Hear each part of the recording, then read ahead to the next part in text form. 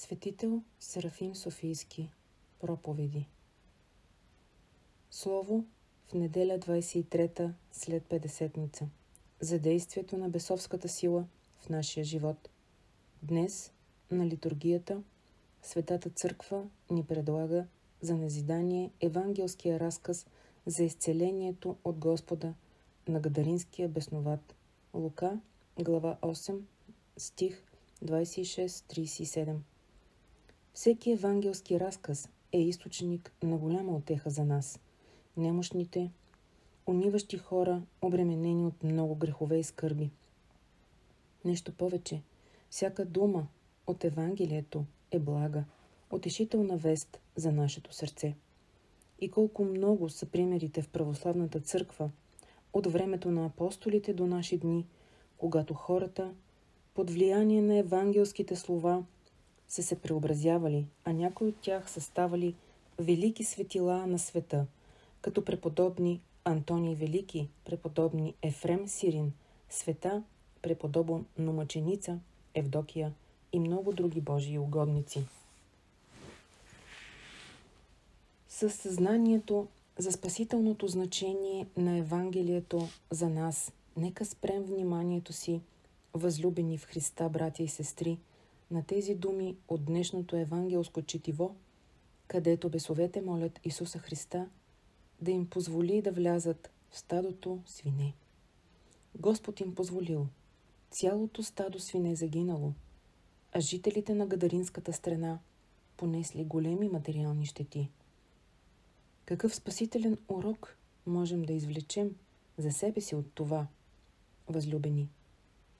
Преди всичко, думите от днешното Евангелие ни внушават да не се боим от бесовската сила, понеже, както виждаме, без допущение от Господа, бесовете не могат да се доближат не само до хората, но дори и до животните.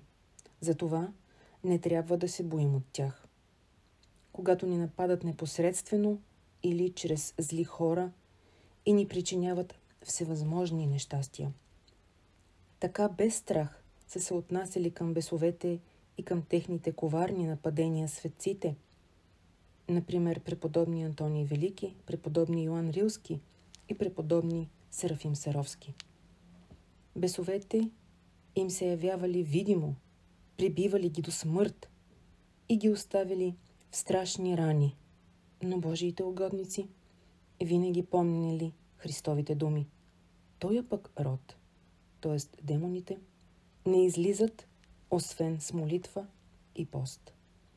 Затова за тях дяволските козни не били страшни и те, чрез постоянна молитва и въздържание, излизали победители от тежката борба с бесовете. Наистина, нас бесовете не ни нападат така явно и така свирепо. Свети Серафим казва, че самият им вид може да се окаже смъртоносен за нас. Затова, по своето лукавство, те ни нападат най-вече вътрешно, чрез страстите, а именно чрез гордост, тщеславие, злоба, осъждане, завист, сребролюбие, невъздържание, блуд, скръб и униние. С това демоните така ни вредят, че повечето хора не издържат техните нападения и погиват навеки. Трябва и ние, подобно на светците, да се борим с тези бесовски нападения, с постоянна молитва и пост и да помним, че бесовете, без допущение от Бога, няма да посмеят да се докоснат до нас. Те са силни само поради нашата слабост, по-точно поради нашето нежелание да се борим с тях. Светите отци ни учат, че демоните най-много се страхуват от три неща. От тялото и кръвта Христови, светото причастие, от богоявленската светена вода и кръстният знак. Затова нека често се причастяваме, но да се причастяваме достойно, т.е. с истинско покаяние. Често да пием и да се поръсваме с богоявленска светена вода и винаги да се молим със съкрушено сърце, като се осеняваме с кръстния знак.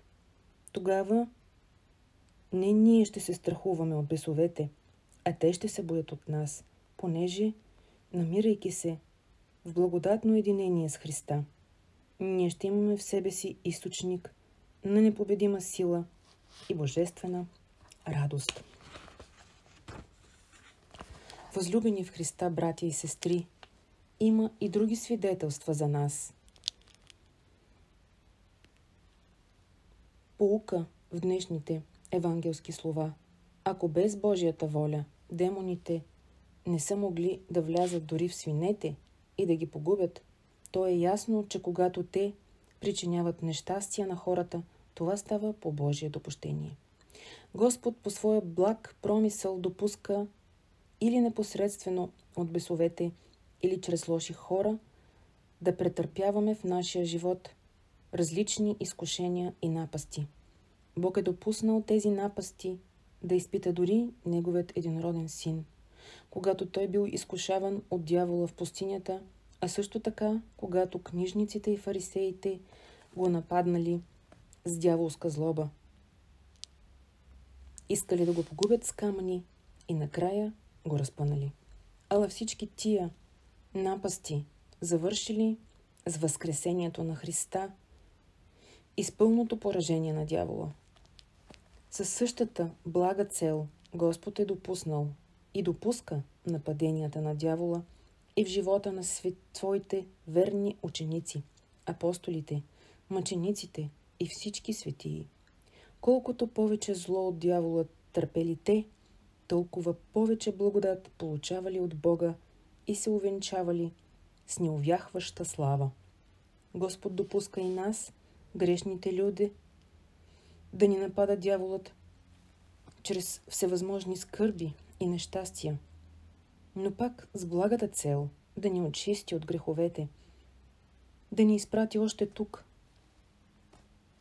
на земята, своята неизказана милост, а след смъртта да ни удостои с небесното си царство.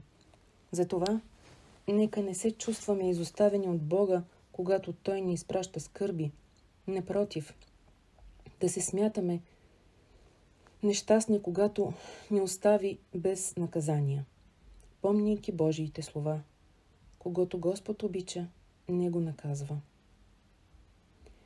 Впрочем, такова отношение към личните си нещастия ще придобием само тогава, когато започнем да подражаваме на светците в понасенето на всевъзможни страдания, които са били твърде много в техния живот. Обикновено смятаме другите хора виновни за всички наши беди. Поради това ние само си създаваме врагове. Нашите скърби все повече се увеличават и животът ни се превръща в непрекъсната мъка. Не така са постъпвали Божиите угодници. Те са обвинявали за своите беди не хората, а бесовете. А по-точно казано, те и бесовете не са обвинявали, а само себе си, като знаели, че всичко прискръбно им се изпраща от Бога заради собствените им грехове. Затова те винаги се молили, винаги се съкрушавали и плачели. Затова тяхното самоосъждане, заради това смирение, Господ ги утешавал със своята дивна благодат и ги прославил със своята слава. Нека постъпваме така и ние при всички наши бедствия, знаейки, че причината за тях са собствените ни грехове. Тогава и ние ще получим от Бога благодат и велико застъпничество. И така, ето, какви назидателни уроци се съдържат в разглежданите от нас евангелски думи. Помняйки тези слова, да не се боим, мои възлюбени в Христа чеда, от бесовската сила, която се стреми да ни откъсне от Бога чрез скърбите и да не погуби навеки. Нека винаги да пребъдваме в молитва, пост и покаяние и да се ползваме от всички благодатни средства, които ни предлага Светата Църква за нашето спасение. Нека винаги помним, че всичките ни нещастия се допускат от Бога за наше добро. никога да не обвиняваме за тях ближните си, а да виним и осъждаме само себе си. И тогава над нас ще се изпълнят Христовите думи. Който се смирява, ще бъде въздигнат. Господ, заради нашето смирение, ще ни възвиси до радостното общение с себе си. Ще ни освободи от властта на демоните, както в земния ни живот, така и при въздушните митарства след смъртта ни, и ще ни направи участници в неизреченото блаженство на своето небесно царство. Да сподоби Господ всеки го от нас да достигне това по молитвите на Света Богородица.